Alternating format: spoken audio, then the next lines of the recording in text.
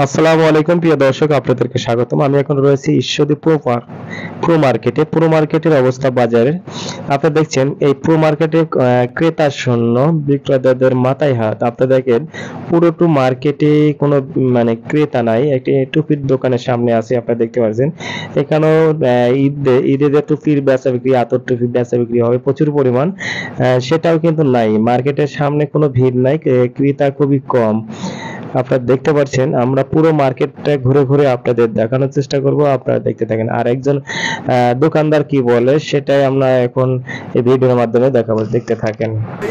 হ্যাঁ, ঈদ মার্কেটে কোনো কিছু কও ভাই। আমাদের গ্যাস আছে না? নাই ভাই। ঈদ মার্কেট ভালো হতো ভাই। দেখতে পাচ্ছেন প্রত্যেকটি দোকান আমরা ঘুরে ঘুরে দেখতেছি। এখানে কোনো ক্রেতা, একটা ঈদ মার্কেটে প্রচুর পরিমাণ ভিড় থাকবে কিংবা সেল থাকবে, কোনো প্রকার সেলই নেই দোকানগুলো। তো আমরা পুরো দেখেন, দোকানদাররা খুব ভিডিও করার কারণে ওনারা অনেক খুশি যে আসলে কি রকম কি হয় না হয়। বেচা বিক্রি এত পরিমাণ খারাপ এই ঈদ মার্কেটে। আর রমজানের মাত্র ঈদের আছে 6 থেকে 7 দিন বাকি। এই 7 দিনে একটা দোকানের একটা ভিড় থাকবে মার্কেটে প্রচুর পরিমাণ, কিন্তু সেই ভিড়টি নাই।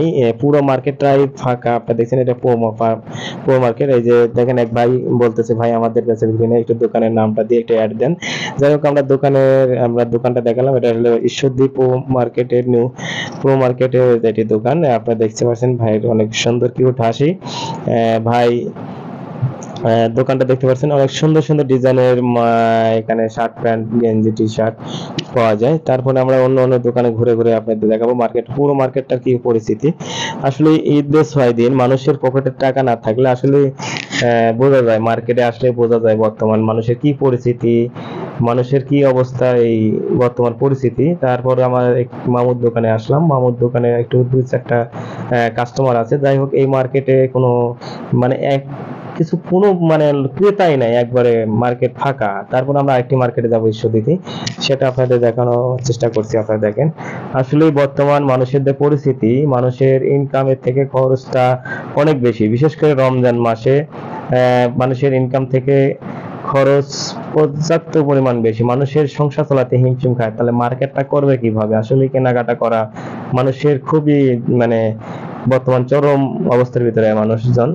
কেননা দেখেন, আসলে এইসব মার্কেট ঘুরে বেড়ালেই বোঝা যায়, এইসব মার্কেট ঈদের সময় সবসময় দোকানগুলোতে ভিড় থাকে। আর বর্তমান আপনারা দেখতে পাচ্ছেন, কোনো দোকান কিংবা কোনো খালি একটা দোকান না, আমরা কয়েকটা মার্কেট ঘুরে ঘুরে দেখলাম ঈশ্বরদীতে, কোনো দোকানেতে সেরকম সেল নাই কিংবা কাস্টমার নাই। আমরা দেখেন, আমরা ছোট বাচ্চাদের যে চাহিদা থাকে, চাহিদাপূর্ণ ছোট বাচ্চারা যেসব কিনতে হবে, না কিনলে হয়তো বাচ্চারা, সেই সব বাচ্চাদের দোকান পর্যন্ত তো কাস্টমার নাই। আপনারা দেখেন, আমরা বাচ্চাদের দোকানগুলোতে দেখি, বাচ্চাদের পণ্য যেসব দোকানে বিক্রি হয়, সেই সব দোকানগুলো ঘুরে ঘুরে দেখতেছি যে ওই সব দোকানগুলো তো আসলেই কোনো কাস্টমার নাই। দেখতে পাচ্ছেন, আমরা পুরো মার্কেটটা ঈশ্বরদী পুরো মার্কেটটা কভার দেওয়ার চেষ্টা করব।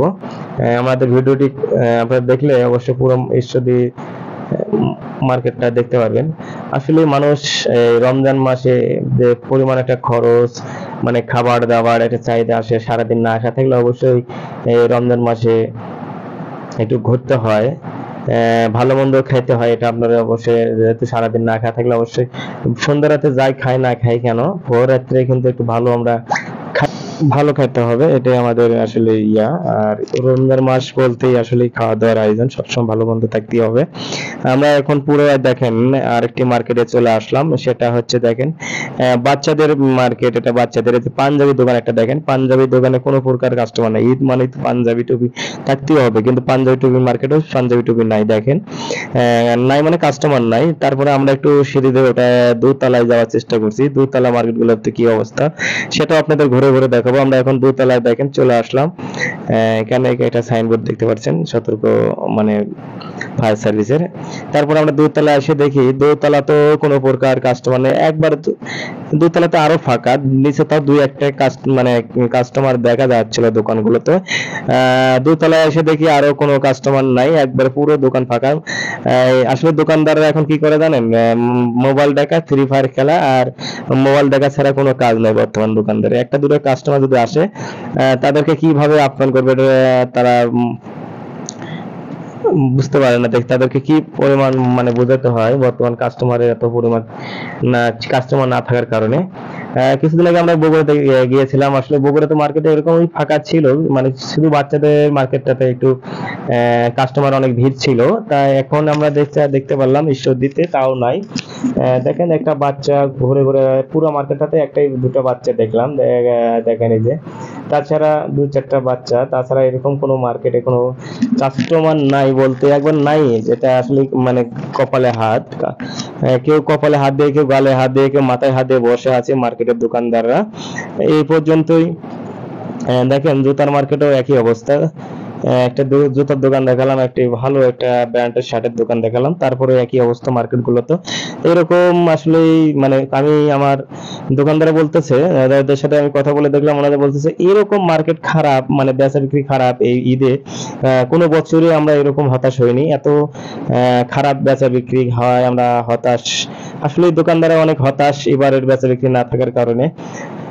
প্রিয় দর্শক, আসলে ভিডিও যদি ভালো লাগে থাকে অবশ্যই লাইক কমেন্ট শেয়ার করবেন। ভালো থাকুন।